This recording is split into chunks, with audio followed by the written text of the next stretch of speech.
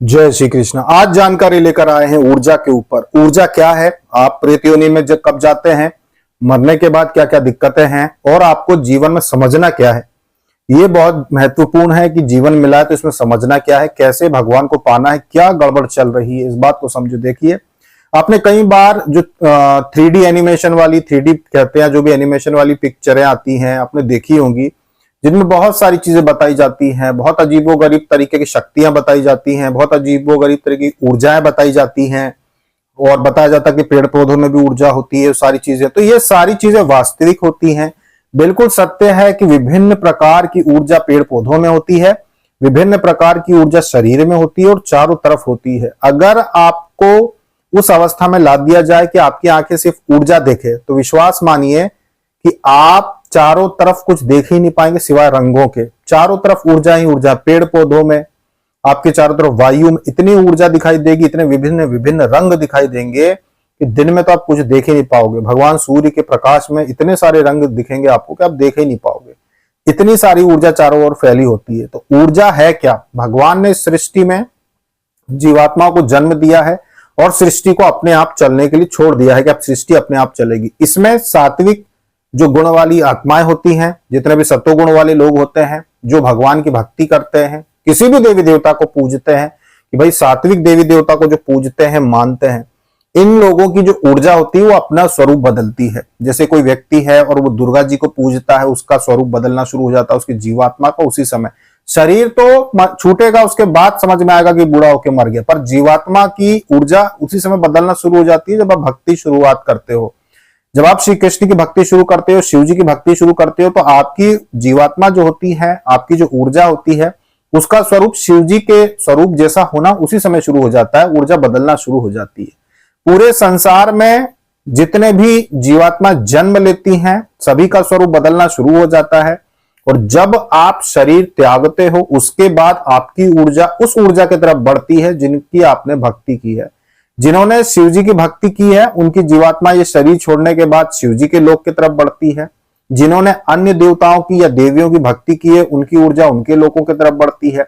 और जिन्होंने भक्ति की लेकिन मोक्ष की प्राप्ति नहीं कर पाए, उनको भी नुकसान नहीं होता, बल्कि कुछ जो पाप उनसे हो गए हैं, उनका दंड भोगने के लिए कुछ समय के लिए नरक में जाते हैं, लेकिन उसके बाद फिर से सृष्टि में आकर फिर से भक्ति करते हैं, क्योंकि प्रभु भक्ति को कभी व्यर्थ नहीं जाने देते। एक बात ध्यान रखना कि कमाया गया पुण्य तो आप सुख सुविधाओं में नष्ट कर सकते हो, कि अगले जन्म में आपने सुख सुविधाएं भोगी और इस जन्म का कमाया पुण्य आपका नष्ट हो जाए, लेकिन भक्ति कभी नष्ट नहीं होती।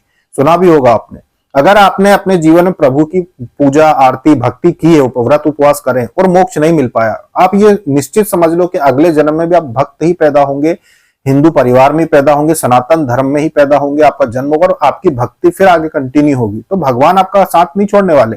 अगर आपने भक्ति की है, मोक्ष नहीं मिला, कोई बात नहीं, स्वर्ग नरक के चक्कर में पड़ गए, कोई बात नहीं, कुछ दिन नरक में तकलीफ भोगेंगे, कुछ दिन स्वर्ग में आनंद भोगेंगे, समझेंगे कि भाई तपोबल क्या होता है स्वर्ग में जाके, कि भाई भक्ति क्यों आवश्यक है। जो लोग यहाँ पे आए हैं कुछ समय के लिए, इन्होंने कैसे अच्छे कर्म किए थे, कैसे भक्ति की थी, कैसे परोपकार किया था, लोगों की सेवा की थी, तो देखो यहाँ आए हैं और समझ रहे हैं चीजों को।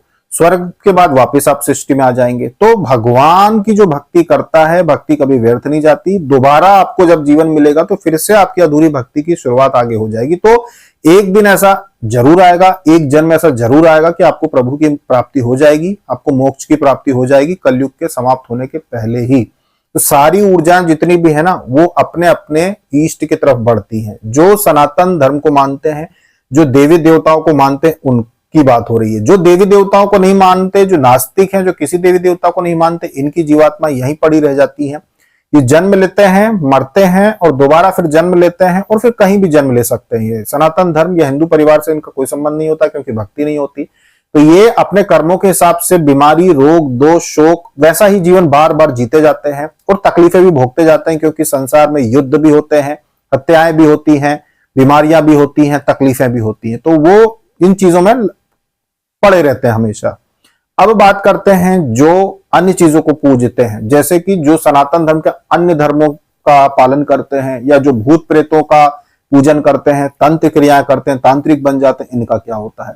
इन लोगों को इस सृष्टि में दोबारा जीवन नहीं मिलता। इनको नीचे की सृष्टि में, जैसे कि अलग अलग लोक है, आपको पता है कि भाई 14 लोक होते हैं, तो नीचे के जो लोक होते हैं, हमारी ये जो मृत्यु लोक है ना, इस लोक में उनको जन्म नहीं मिलता। गलत काम करने वालों को, सनातन धर्म को नहीं मानने वालों को, तंत्र क्रिया करने वालों को नीचे के लोकों में, जो तल वितल पाताल जैसे लोग होते हैं, जो राक्षसों के लिए लोग हैं, जहां पे ऐसा जीवन है, वहां पर उनको जन्म मिल जाता है। और मृत्यु होने के बाद एक बार सृष्टि से, मृत्यु लोक से चले गए, जब तक प्रलय नहीं आ जाता, तब तक दोबारा सतयुग की शुरुआत नहीं हो जाती, तब तक इन लोगों को कभी भी ऊपर के लोगों की तरफ आने का मौका फिर नहीं मिलता। एक बार जो नीचे के लोगों में चले गए, ये सृष्टि, आपका प्रलय आएगा, कलयुग समाप्त होगा, तब तक दोबारा इधर नहीं आ सकते। एक बार चलेगा तो चलेगा। मतलब जो देवी देवताओं को नहीं मानते हैं, सनातन धर्म को नहीं मानते, पूजा पाठ को नहीं मानते, देवताओं को नहीं मानते, इनको दोबारा इस सृष्टि में जन्म नहीं मिलता। इनको नीचे की सृष्टि में फेंक दिया जाता है, जहां नहीं मानते भगवान को, जहां देवी देवताओं को नहीं मानते, जहां राक्षसों की पूजा होती है, विभिन्न प्रकार के राक्षसों की पूजा होती है, जहां मांस भक्षण और हत्या, दूसरे जीव जंतु को मारना, वहां विभिन्न प्रकार के जीव जंतु, कीड़े मकोड़ों को खाओ, मारो और वैसा ही जीवन जियो। और राक्षस आपस में युद्ध करो, आपस में उन चीजों के लिए लड़ते रहो जो कि काल्पनिक है। लोग जो होते हैं काल्पनिक ही होते हैं, वास्तविकता तो कुछ है नहीं इनमें। वास्तविकता तो बस प्रभु का स्थान होता है, प्रभु के लोक ही वास्तविक है, बाकी सब स्वप्न के जैसे होते हैं। तो नीचे के लोकों में उनको फेंक दिया जाता है, जहां पे वो अपना आने वाले फिर जन्म जन्म जन्म जन्म मरना करते रहते हैं, लेकिन मृत्यु लोक में दोबारा उनको स्थान नहीं मिलता। ये चीज होती है। तो जितने भी भगवान को मानने वाले लोग हैं, पूजा पाठ करने वाले लोग हैं, आपकी की गई पूजा, आरती, व्रत, सब कुछ आपकी ऊर्जा को प्रभु की ऊर्जा में परिवर्तित करना शुरू कर देता है। तो आपकी कभी भी ऐसा नहीं होने वाला कि आपकी दुर्गति हो जाए। हमेशा आप ऊपर की तरफ बढ़ेंगे, अच्छे लोगों की तरफ बढ़ेंगे और प्रभु को एक ना एक जन्म में आप प्राप्त कर लेंगे। इसीलिए चाहे आप बहुत बड़े संत ना हो, चाहे आप बहुत बड़े महात्मा ना हो, लेकिन इस बात को ध्यान रखें कि आपकी भक्ति आपको एक दिन प्रभु के लोग जरूर पहुंचाएगी। ऐसा कभी नहीं होगा कि आप एक बार भक्ति में लग गए तो आप मोक्ष नहीं पाएंगे। प्रलय आने के पहले पहले, कलयुग की समाप्ति के पहले पहले, भले ही आपके 2-4 जन्म हो जाए, पर मोक्ष तो आपको मिल जाएगा। भक्ति एक बार कर लिया आपने तो कभी भी आप भक्ति से नहीं भटकेंगे। जैसे ही अगला जन्म मिलेगा, भक्त परिवार में मिलेगा, तो फिर से भक्ति करोगे, पर प्रभु को पाल लोगे, प्रभु आपको अपने धाम बुला ही लेंगे।